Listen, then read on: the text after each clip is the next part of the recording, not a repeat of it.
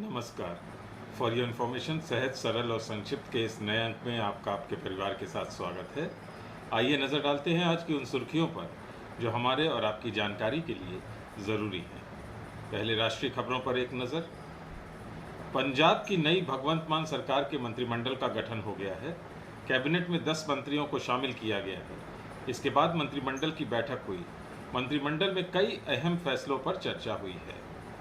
मंत्रिमंडल ने 25,000 पदों पर तत्काल भर्ती को मंजूरी दे दी है। बोर्ड, कॉरपोरेशन और सरकारी दफ्तरों में खाली पड़े पदों को भरा जाएगा। पुलिस विभाग में 10,000 भर्तियां होंगी। मंत्रिमंडल ने 3 महीने का वोट ऑन अकाउंट लेने का फैसला किया है।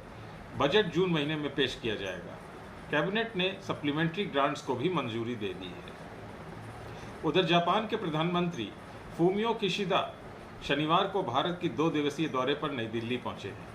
केंद्रीय मंत्री अश्विनी वैष्णव ने उनकी आगवानी की।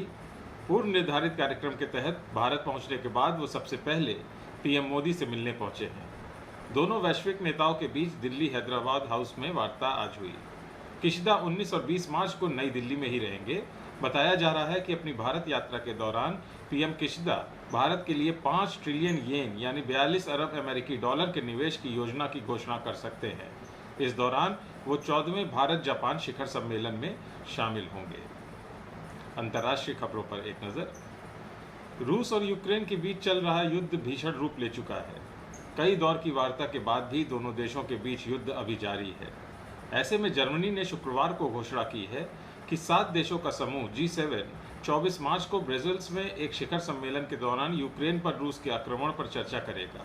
इस बीच नाटो की बैठक के एक आपातकालीन शिखर सम्मेलन में यूक्रेन में रूस की निरंतर आक्रामकता के लिए उपायों पर भी चर्चा होगी।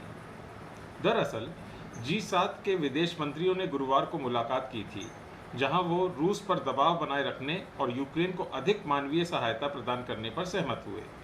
सूत्रों के मुताबिक G7 शिखर सम्मेलन का नेतृत्व अमेरिकी राष्ट्रपति जो बाइडेन करेंगे।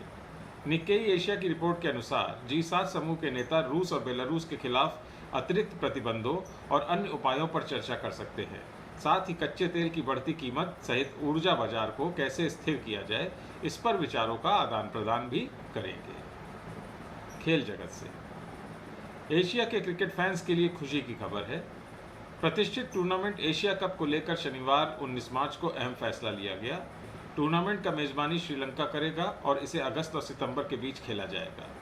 ऑस्ट्रेलिया में खेले जाने वाले ICC T20 विश्व कप को ध्यान में रखते हुए इस बार इसे T20 फॉर्मेट में ही खेला जाएगा। 27 अगस्त से 11 सितंबर के बीच टूर्नामेंट को कराए जाने पर सहमति बनी है। हर 2 साल के बाद कराए जाने वाले एशिया के 2020 एडिशन को कोरोना महामारी फैलने की वजह से नहीं खेला जा सका था। एशियन क्रिकेट काउंसिल ने इसे जून में 2021 में श्रीलंका में कराए जाने का फैसला लिया था, लेकिन एक बार फिर से कोरोना की मार टूर्नामेंट पर पड़ी और इसे स्थगित कर दिया गया। एशिया कप भारतीय टीम ने सबसे ज़्यादा 7 बार कब्जा किया है। अब तक कुल 14 बार इसका आयोजन किया जा चुका है, जिसमें से आधी बार तो टीम इंडिया ने ही ट्रॉफी उठाई है। Good to know. आज अंतर्राष्ट्रीय ग्राहक दिवस है। कोई फर्क नहीं पड़ता कि आप क्या सामान या सेवाएं बेचते हैं। सच्चाई ये है कि आपका व्यवसाय अपने ग्राहकों के बिना कुछ भी नहीं होगा। कोई फर्क नहीं पड़ता कि हम उन लोगों के बारे में बात कर रहे हैं जो हर कुछ हफ्तों में शॉपिंग मॉल जाते हैं या जो इंटरनेट पर अपनी खरीदारी करना पसंद करते हैं। सच्चाई ये है कि कोई भी व्यवसाय उनके बिना सफल नहीं होगा।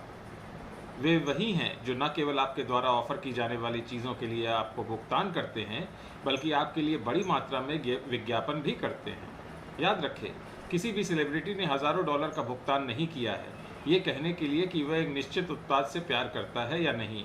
वह आपके ज़िद्दी लेकिन प्यारे दादा दादी को कभी भी एक आइटम खरीदने के लिए मना सकता है, और आपके संतुष्ट ग्राहक आपको हर एक दिन इस तरह से पसंद करते हैं, और इसलिए उन्हें अपनी प्रशंसा दिखाना बहुत महत्वपूर्ण है। अंतर्राष्ट्रीय ग्राहक दिवस आपके सभी ग्राहकों को ये बताने के उद्देश्य से बनाया गया था कि आप कितने खुश हैं कि उन्होंने आपकी कंपनी को चुना है। तो आप किसका इंतज़ार कर रहे हैं? उन्हें मनाने का समय आ गया है। एक छुट्टी रखने की अवधारणा जो दुनिया भर में ग्राहकों और विभिन्न व्यवसायों में उनके योगदान का जश्न मनाएगी। बहुराष्ट्रीय निगमों से लेकर मॉल और पॉप सुविधा स्टोर तक 2010 में कैलिपेडा लिथुआनिया में उत्पन्न हुई थी। ये तब और तब था जब किसी ने आखिरकार कहा, क्यों नहीं हमारे ग्राहकों को स्वीकार करें। आखिरकार ग्राहक हर व्यवसाय की नींव होते हैं, जिसके कारण 19 मार्च 2010 को पहला अंतर्राष्ट्रीय ग्राहक दिवस मनाया गया। और एक ही बार में ऐसा लग रहा था इस विचार ने सही तूल पकड़ा है। अंतर्राष्ट्रीय ग्राहक दिवस जल्द ही कई समाचार पत्रों द्वारा रिपोर्ट किया गया और फिर स्थायी रूप से लिथुआनियाई कैलेंडर में जोड़ा गया। तब से अंतर्राष्ट्रीय ग्राहक दिवस केवल लोकप्रियता में बढ़ा है। 2012 में ये पूरी तरह से वायरल हो गया, क्योंकि दुनिया भर की कंपनियों ने अपने ग्राहकों को धन्यवाद व्यक्त करने के लिए इस अवसर का लाभ उठाया। आज के लिए बस इतना ही। अपना और अपने परिवार की सेहत का बहुत ख्याल रखिएगा। शुभ रात्रि।